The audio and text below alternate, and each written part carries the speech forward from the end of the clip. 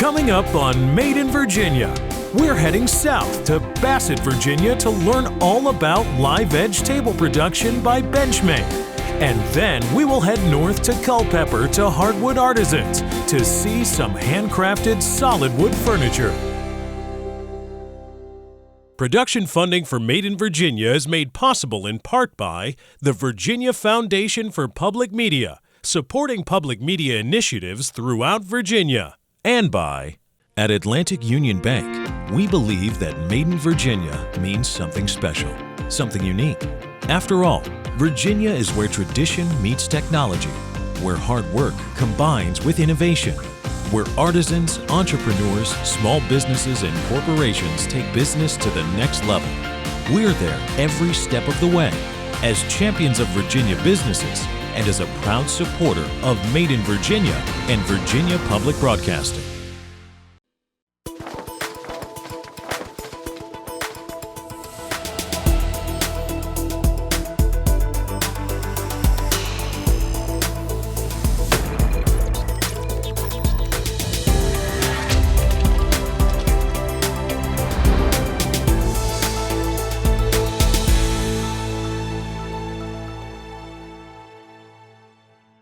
Bassett has been creating quality furniture in Virginia since 1902. In 2015, Bassett launched their Benchmade product line, moving the company back to their roots of heritage, handmade, one at a time, custom American furniture. They currently have 100 retail stores around the country, following the farm-to-table trend and growing their Made in America brand.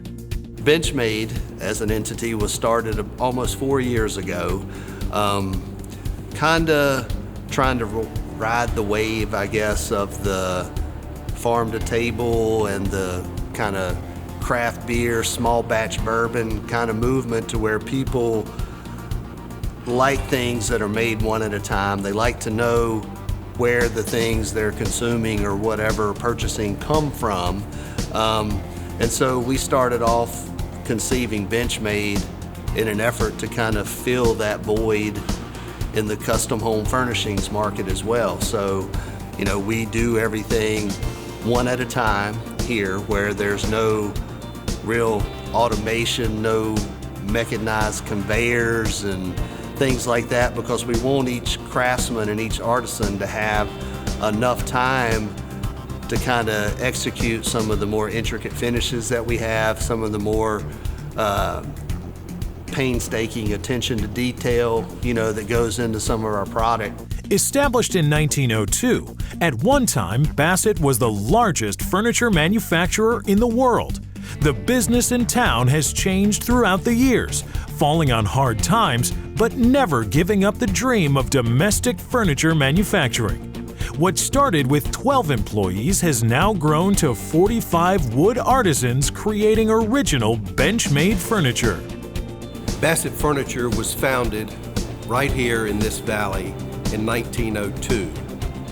Prior to that, the Bassett family, located in Henry County, Virginia, was in the lumber business, tobacco farmers, and ran a sawmill. When the railroad came through the area in the late 1800s, the railroad running from Roanoke, Virginia to Winston-Salem, North Carolina to supply coal to the tobacco factories there, we capitalized on selling the lumber by rail. J.D. Bassett, the older brother, that is the great-grandfather of our CEO today, Rob Spillman. His brother, C.C. Bassett, or Charles Columbus Bassett, he is my great-grandfather. Benchmade kind of coming back kind of brings Bassett back to our roots, you know, and it's a really good story to where, you know, we're back kind of where it all started. We're doing things kind of the way we started doing them, and it's been really, really fun to bring some employees back. You know, I mean, woodworking and some of the cabinet making and finishing and all that, are almost becoming lost arts. I mean, where there once was a plethora of people around this area that could do that, as the number of factories has dwindled in this area, either the people have kind of aged out of working, and there's just not an influx of a lot of people kind of coming back in. So to be able to bring people back, it's really brought a joy back to working, in domestic manufacturing.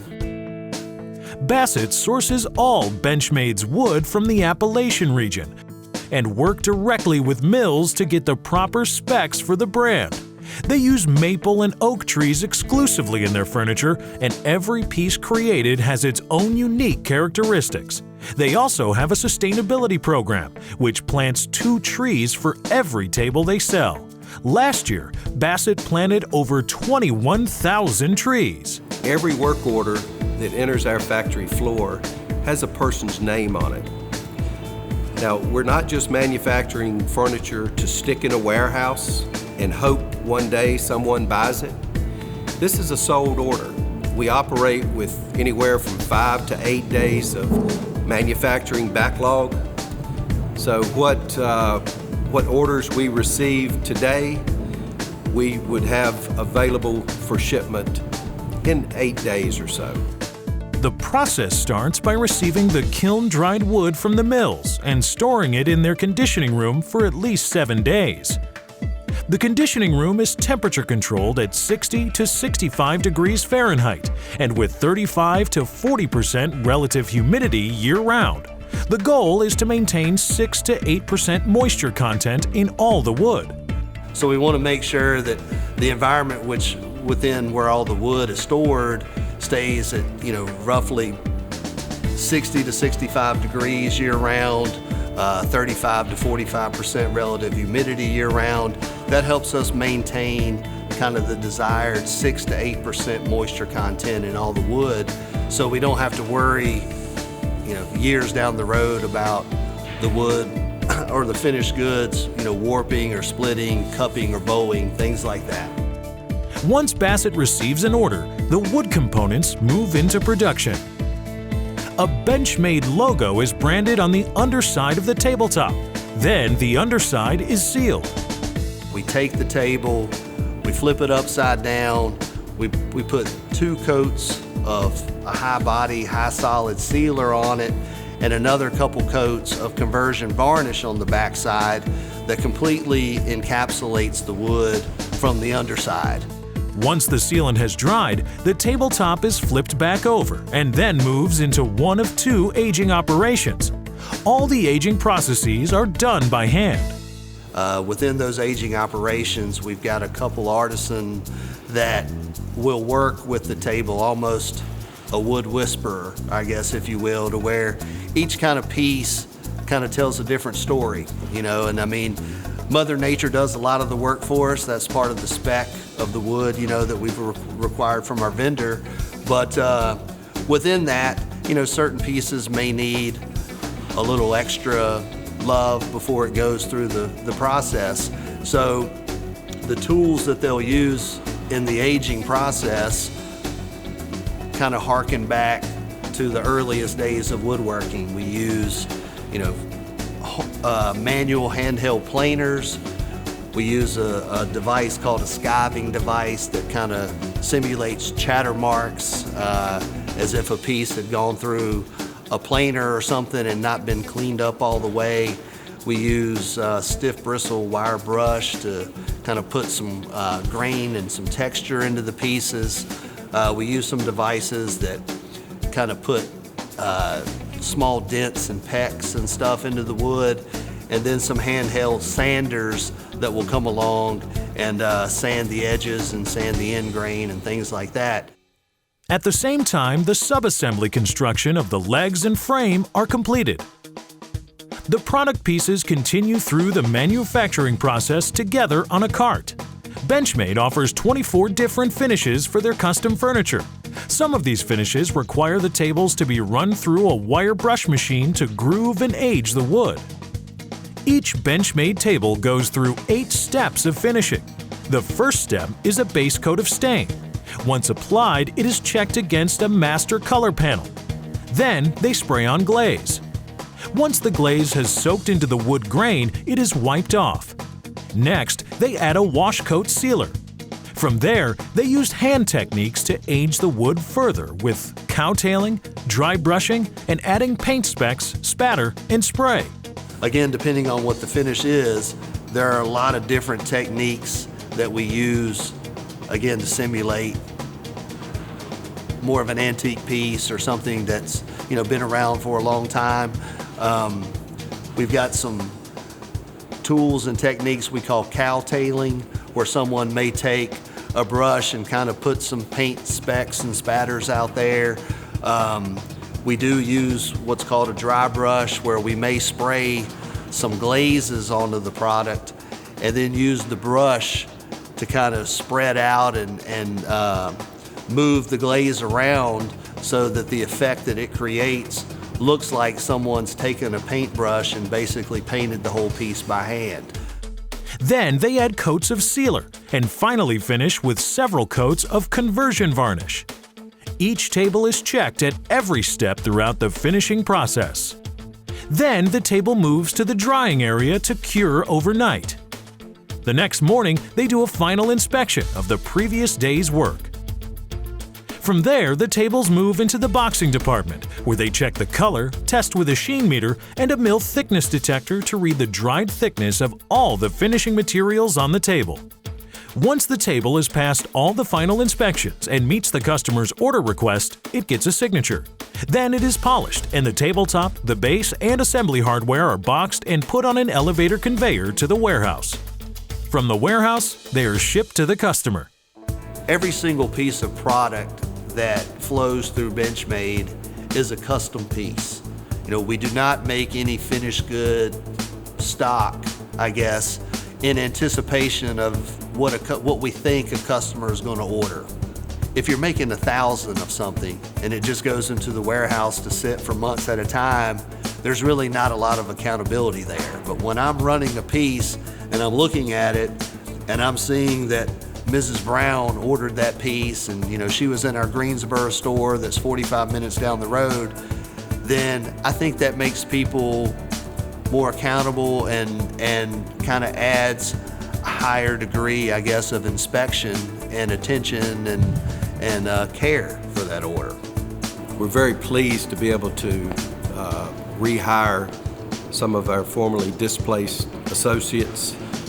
The craftsmanship in this area, the work ethic in this area, and the skilled labor in woodworking and finishing and assembly in this area is phenomenal.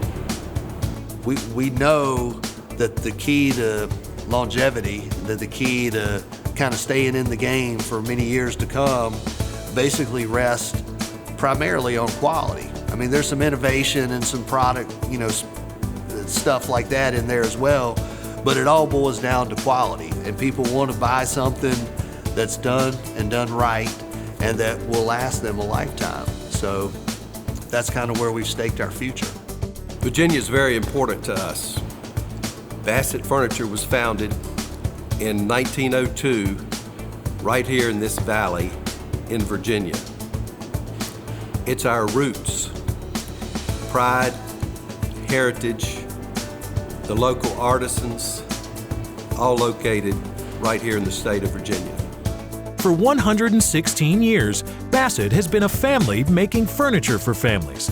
Benchmade is proudly made in Virginia and made to last. Next, we travel to Culpeper, Virginia, to learn how Hardwood Artisans has been designing and handcrafting solid wood heirloom quality furniture in Virginia for over 40 years. Hardwood Artisans uses traditional woodworking techniques with beautiful hardwoods and designs furniture to last a lifetime. We cater to our customers. You can pick which kind of wood, species of wood you do, handles that you're using. We use all traditional joinery, dovetails, lock miters, mortise and tenons, and we strictly stay with hardwoods. Well, we actually design our pieces with the customers. So they'll come in and give us the parameters that they would like to have, and then we work with them, design a piece for them. And then if we really like it, then it kind of expands. And when we put it in the showrooms, we can tell if it's a unique piece, because then the product grows and grows. And like the waterfall line, it's actually picked up, and it's our best seller, and we've been doing it for years, and we just like building it. Hardwood Artisans was founded in 1976 as the Loft Bed Store, a two-man shop using only a router, skill saw, hand sander, and drill.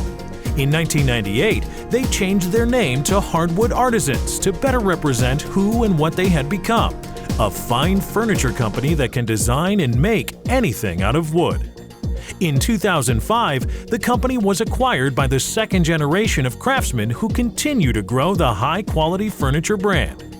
In 2012, the company expanded its operations from Woodbridge to Culpeper. Well, we started in '76. Two guys formed a partnership and got together, and we were called the Loft Bed Store. And then from the Loft Bed Store, they started out making storage beds and then into loft beds, and then the name was Loft Bed Store. So after they did that, we started building dressers and different size beds and tables and chairs. The name did not fit the company and what we was doing, so we changed to Hardwood Artisans back in '98. And then from then on, it's been Hardwood Artisans, and that's because we actually can make anything that you'd like out of wood. And we started out in Lorton, Lockport, and we had a 2-bay area there. Then we built a building in Woodbridge, and we moved over to a bigger facility. Then we outgrown that, and we moved across the street in Woodbridge. And then we moved here to Culpeper, where we are now. Hardwood Artisans has a furniture showroom at their shop in Culpeper, Virginia, so customers can get the full experience of furniture design and creation. Hardwood Artisans also has additional showrooms in Arlington, Virginia and Bethesda, Maryland, and everything you see in the showrooms is available online. We like to keep a showroom at the shop where we actually craft everything. That way when customers walk in, we can give them a shop tour and actually see how we build it and the process that it takes. But we also have 2 other showrooms, and one's in Shirlington and the other one's in Bethesda. The first step is for customers to select a wood. They can choose from red oak, birch, cherry, maple, curly maple, walnut, mahogany, or quarter-sawn white oak. Then they find the right boards and cut them to a rough length and lay them out. So we get an order for the piece that we're actually going to build. So if it's a waterfall cabinet, we'll pull down the lumber pile, and we sort the boards out so that actually when you leave the wood pile, you take a board, you cut it to rough length, which is usually 2 to 3 inches longer than the finished size. Whenever you do that, you know where that board's actually going to be in this piece. So you're laying these boards out so that the color flows together for the drawer faces and the color flows together for the top. Once selected, the wood is ripped, a process that cleans the edges and prepares it for the next stage. After we pull our wood, we'll go ahead and go to the rip saw, and we use the deal rip saw to glue up our panels. And then if we have a lot of the same width boards, we'll use the gang rip. That way we can get everything through faster. Then they glue the panels on the glue rack. This includes the drawer faces, tops, sides, and dividers of the cabinet. They are left to dry overnight. So we go to the clamp rack, and we have a glue pot that we press the pedal and you dip your board in, and you put it on this clamp rack, and it has an air ratchet on it. And what it does is it tightens these straps to a certain amount of pressure, which we set per thickness of the board, and it glues up your panel, and you let it dry overnight. That way the glue is completely dry before you start milling it out. The drawer pieces are made on a molder. A molder is used to shape the wood with profiled cutters. They machine the drawer bars, legs, top frame, skirts on the bottom, and skirts on the side. Then they shape one edge of the legs using a 45-degree angle, creating the iconic look of this unique piece, the Asian-inspired waterfall 5-drawer low chest. Next, they mortise the legs by creating a hole or recess cut designed to receive a tenon which lock the parts together. Then, they notch the top of the legs to accept the top frame. They create the flare on the leg with a computer-controlled cutting machine, known in the industry as a CNC. We try to look at this like a big printer. so that you can import a drawing from AutoCAD, and then you can apply your tools to the lines, and then you send it to the CNC. And then it'll hold a panel or a part down, and it's a vacuum table. So, and then the machine will cut all around it, and you can kind of get your parts that you want. Like you can get arches and skirts, you can get the lock miters and dovetail routes, and it cleans up both edges, and you can put a back groove in it. So it's a really fun machine to run and watch run too. Then they cut a dado on the ends of the top frame to create a lap joint. A dado is a notch or groove cut on the face of the board into which the edge of another board is fixed. This creates the floating look. A lap joint is a joint made with two pieces by halving the thickness of each at the joint and fitting them together. So what it'll do is, you slide it in, and then we screw that down. It sits flush under the top, so that when we put our top on, there's no gaps between our top and our cabinet. After we pre-sand, then we can assemble. And what we'll do here is on the case we have the lock miter joints, which we run 3 beads of glue, 2 on the top and then 1 on the sides. And then what we do is we clamp them up, and we use pipe clamps and these blocks that are arched. And what that does is it allows the pressure to go throughout. They assemble the top frames. Then they glue the sides together. They glue the bottom skirts and top. Now they plane the top sides and divider of the cabinet. With a wide belt sander, they sand the top, sides, and divider. Then they CNC the sides and top. From there, they dovetail the divider and the drawer bars. A dovetail joint is commonly used to join the sides of a drawer to the front. Since we do a lot of traditional joinery and we're using hardwood panels, a lot of the machines out now won't adapt to what we do. So we kind of change them a little bit to work with what we're doing. So like when we do dovetails, a sliding dovetail, we took an old double-headed tenon machine and we put 2 dovetail heads on them so that when you can cut them off on our sliding table saw, we'll get the sliding dovetail joint. And then we made ourselves a hydraulic press. Since we do a lot of sliding dovetails, and with the climate change and that, sometimes they get too tight that you can't push them the whole way in by hand or hit them with a hammer.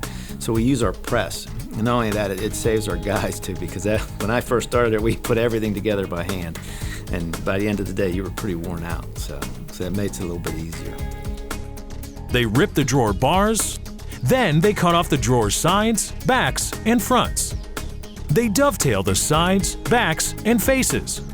Then they cut a dado for the drawer bottoms. From here, they assemble the drawers.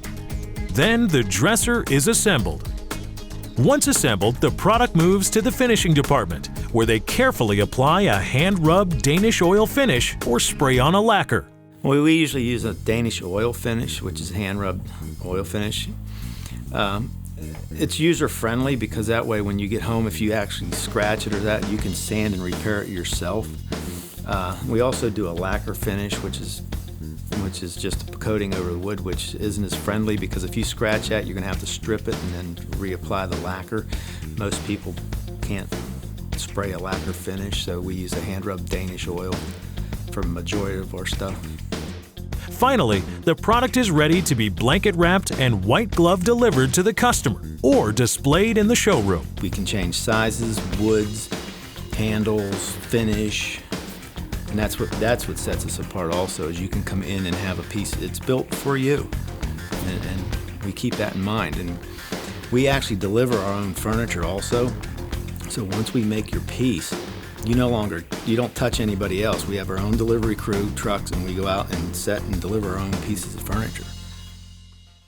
Hardwood Artisans is a company on a mission to provide the ultimate customer experience by designing and handcrafting solid wood heirloom quality furniture that will last a lifetime.